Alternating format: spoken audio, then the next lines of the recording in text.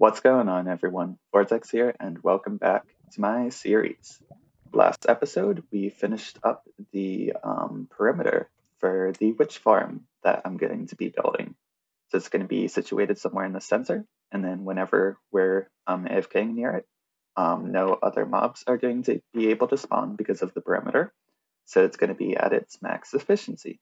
In today's episode, we are going to build the actual witch farm, which is the exciting bit. I mean, TNT machines are pretty exciting, but building automatic farms like a witch farm, that's also pretty satisfying if I do say so myself. Before we get started on actually building the farm, however, we do need to collect a bunch of resources for it. So the first thing I'm gonna go about collecting is glass. Specifically, I'm gonna do red stained glass. And my favorite way to get that right now is villagers. So you can get emeralds with them by trading ink sacks, but they also, some of them trade you glass. So that's my favorite way of getting it because it's renewable and you don't have to dig up a ton of sand and then smelt it all. So I'm going to do that. I think I need about 18 sacks. So I'm going to get all of that collected and then we'll go from there. Okay, so now we have all of the glass and it's all stained red. So all that leaves is collecting all of the miscellaneous redstone components for the rest of the witch farm. And that honestly might take a while, so I guess I'll see y'all when I've gotten all of those components. I got all of the materials collected. Observers are such a pain to craft. It is very aggravating. They need like so much cobblestone and quartz, and that's a lot of effort. And also, I don't have a good string form yet, so I just had a AFK by a cave spider spawner and just killed them when they spawned. So that was not necessarily enjoyable. But you know, I think we have everything that we're going to need for this farm. We got all the redstone, we got building blocks, and then the main building blocks is going to be stone. And I have a stone generator over by the witch farm, so we should be all set with that. Now that we're back at the perimeter with the supplies for the build, I'm going to get started on the witch farm. Before I get to that though, I just wanted to say a bit about the design of the farm. It's an ilmango design that uses a shifting floor mechanic, so they spawn, they're detected by tripwires, and then the floor shifts beneath them, and then they fall down to their death. It's not all that complicated. I'm going to build the first level first, and then just explain how that works with your redstone and everything, and then I'll continue on with the build.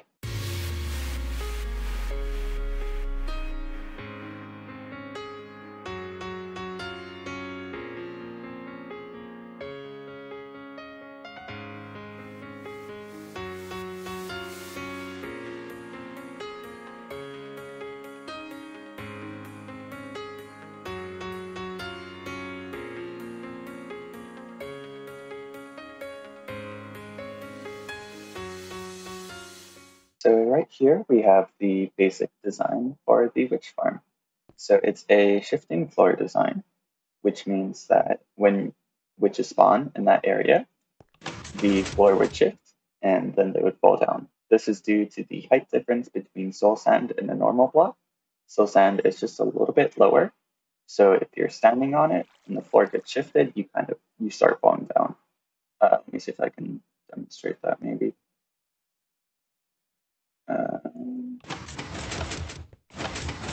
Yeah, so basically something like that. So then the tripwires detect when something spawns, and then they shift the floor.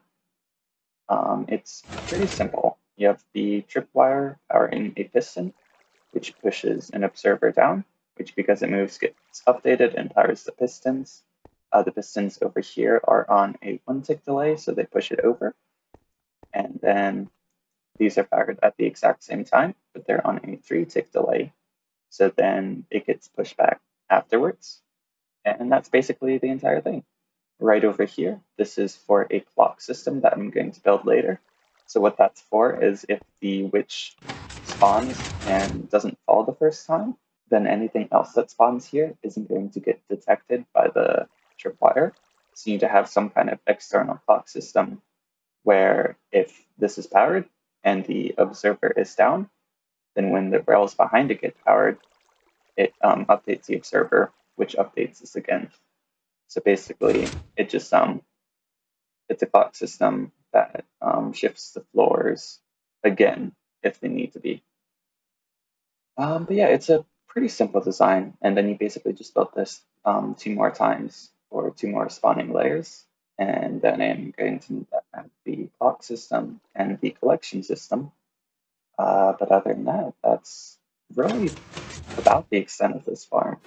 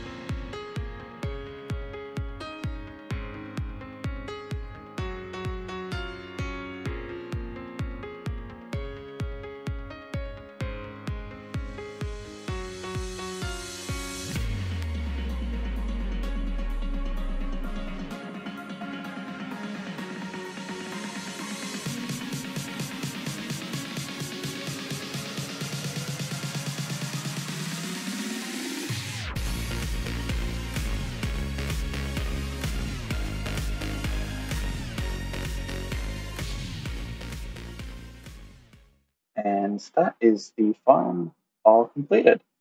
So if I press this lever, it's going to activate the clock, and that's basically going to mean that the farm is completely turned on. So they spawn up here, they fall through the shifting floors, and then they fall onto the hoppers, which goes into the chests.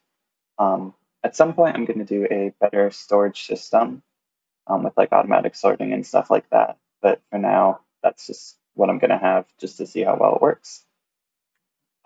So with the perimeter, you can see that there's a lot of floating blocks. So at some point, I'm going to need to clear all of these out because they are spawnable locations during the night, and that's going to affect the rates of this during the night, which is not good. But that's going to be a very long and boring process. So I'm probably just going to do that off camera at some point. Not really looking forward to it, but what can you do? So I think what I'm going to do next is I'm going to turn this on. I'm going to go to some AFK point. Honestly, I could probably just do it down at the bottom because, I mean, everywhere is spawn proof, so it's not like anything's going to spawn anywhere. So I'm going to do that for a little bit, and then we'll check out how many items we're getting from everything. See y'all then. So I haven't AFK'd for too long here. There's an issue with the hopper clock that I had to fix. It wasn't powering the rails to do the thing it does, but I got that fixed, and as you can see, it's working right now, which is pretty awesome.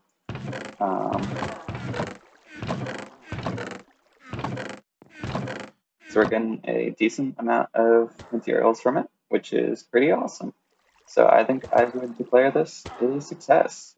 So as you may have noticed, today's episode was a little bit different than any other episode I've ever made. Obviously, I'm talking in it, which is new. So I just wanted y'all to let me know in the comments what you think of this new style, if you like it, if you don't. I personally quite enjoy doing this style of content. I feel like it's easier for me to express my goals for what's going on and to be able to communicate with you better. Obviously, it's easier to do that when I can actually talk. So, yeah, I hope you enjoyed the episode, and I will see y'all next time. Bye.